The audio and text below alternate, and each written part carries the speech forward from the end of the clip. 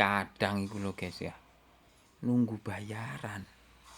Gawe bayar keperluan-keperluan ya bayar listrik, bayar banyu, gawe mangan. Terus wis pas mari bayaran, ya nunggu maneh bayaran wulan ngarep. Koyo aneh ngono guys ya. Gak masuk akal.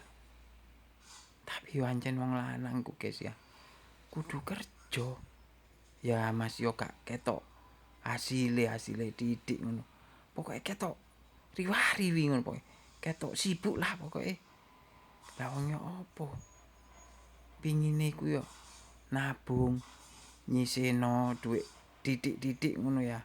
Gawe keperluan dadakan ngono. Bek moro-moro ana keperluan dadakan ta ben gak bingung. Lah kok bendino iku lho keperluan dadakan, guys.